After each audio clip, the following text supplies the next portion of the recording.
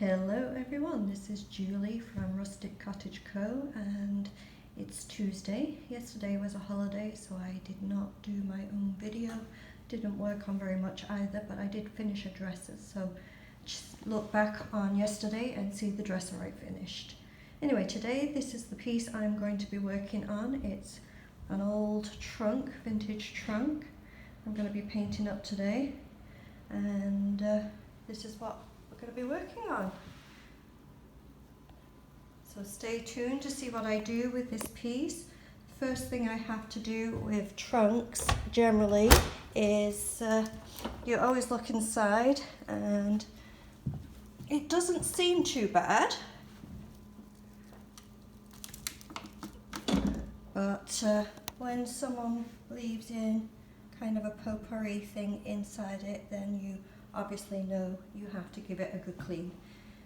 Generally I give trunks a really good clean, and then if they're as rough as this one, even though pretty trees, but it does look a little rough inside, I will be painting inside. And usually when I paint the inside of a trunk, after I've cleaned it completely out, got rid of all the smells, I paint it with a dark colour, and that then just have to do one coat.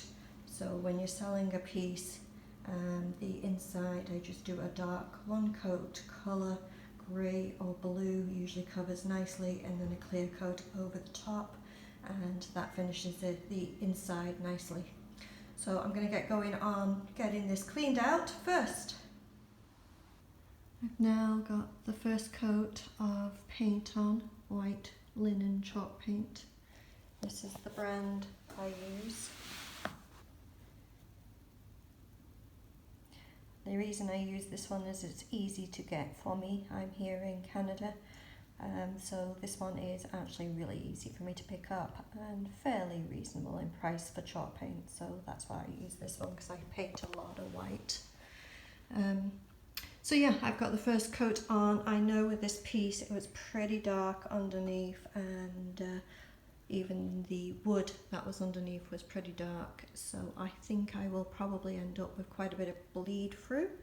So I'm going to be making sure I use clear wax when I clear coat it. Be using the clear wax rather than a clear coat. And right now, as I say, this is the first coat on. I do the first coat fairly thin, as you can see, and I leave it to dry just for a few hours, and then I'll put the second coat on. I like, when I'm wet distressing, I like to get the coats on all in one day so I can wet distress back before it's cured. I need it to be dry to wet distress back, but I don't want it to be cured, because then it's a lot harder a lot more energy to get it back to wet distressing it back. Anyway, when I get to that stage, I will show you what I mean. But this is the first coat, it's all on, and I'll leave this for just for a couple of hours and then put the second coat on. Stay tuned. I have two coats of the white chalk paint on here. It is dry, not completely cured, but dry to the touch. Again, this is the product I use.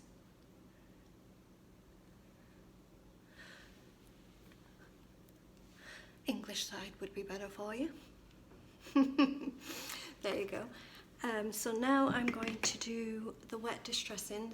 I've mentioned wet distressing many times, and I'm going to show you on this side how I wet distress.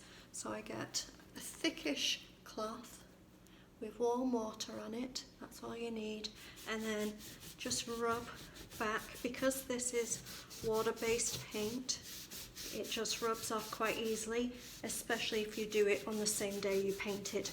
A little bit harder if you wait a day or two, but you're just rubbing off on any areas there's detail, like screw holes, metal, creases, and even if you see here on the handle,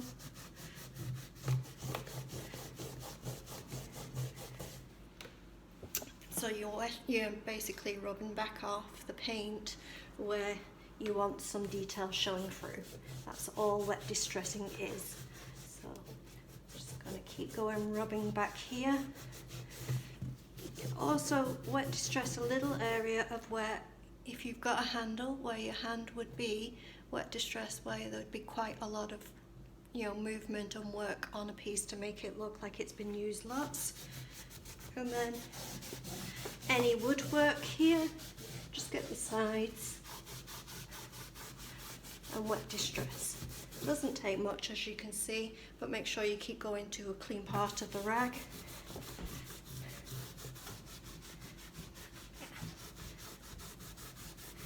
And there you go, just wet distressing different parts here.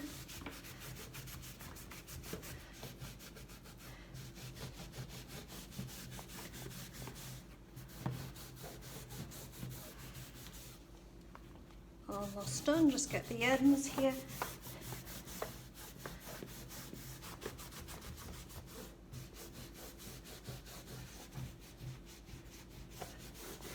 The edges.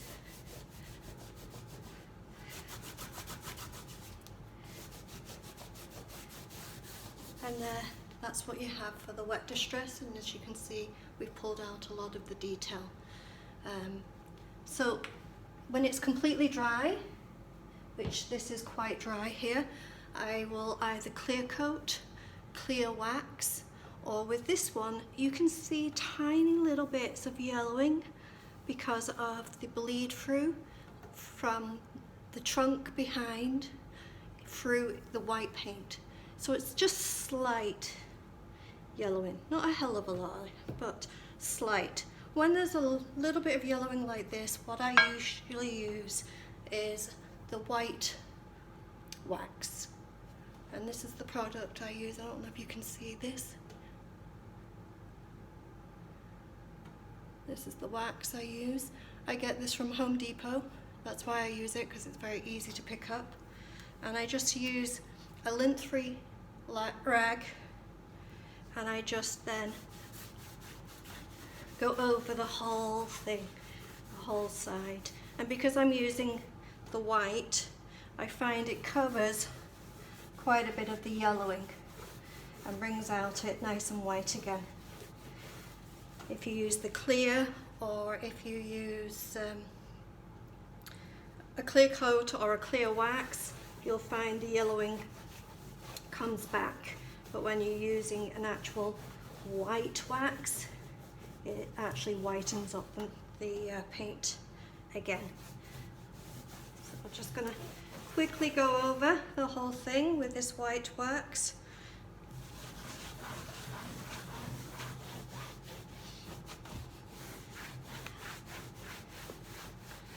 Over the whole thing there. I'm just going to probably have my head in the way, but I'm just going to come over and do here as well.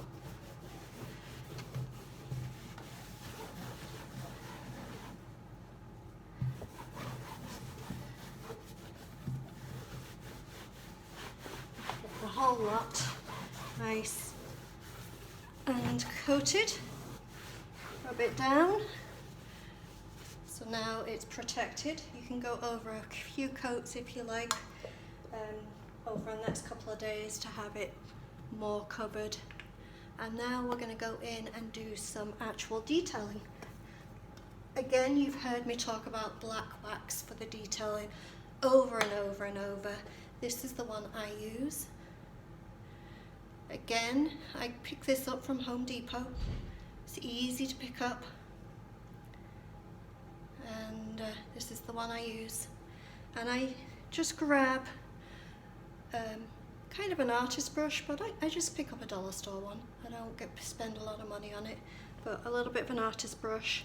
And what you're kind of doing is getting some of the paint on your brush on both sides, get it nice and thick, but then pull some back off. And now what you're going to be doing is, like a pencil or like a brush, you're just going around the edges, any edges. So put a little bit more on and just go around the edges where you've got detailing, and you're just shading it in, really. That's all you're doing.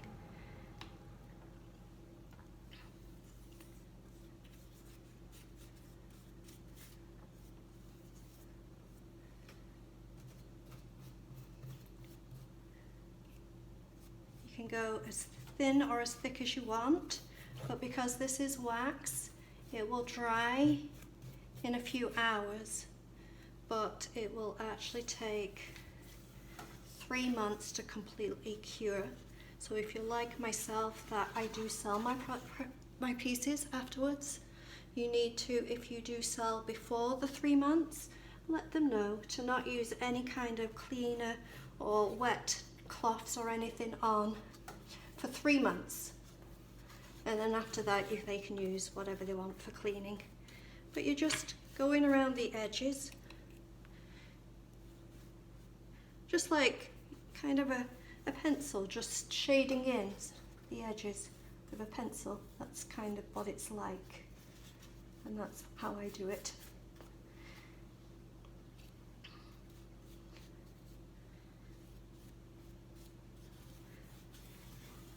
Along the lines. When I'm doing lining, I kind of like to go in, can you see here? Here. I like to go in the corner, push it in, and then pull out from the corners. In the corner, and then pull out.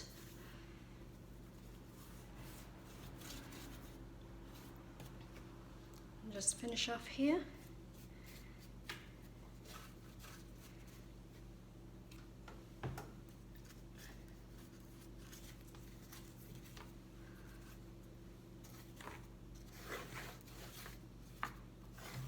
And there we go, that side is finished, it's completely done.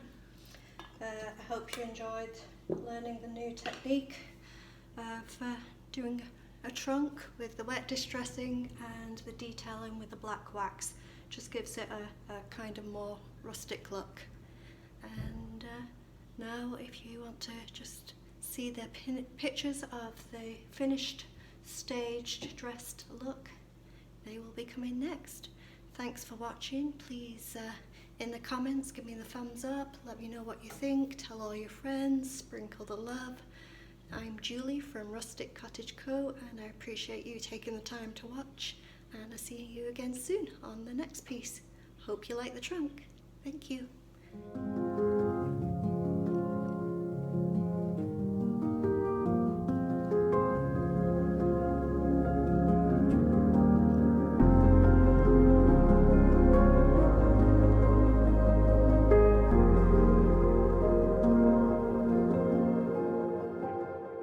I'm Julie from Rustic Cottage Co. I hope you enjoyed the video. Please like and thumbs up.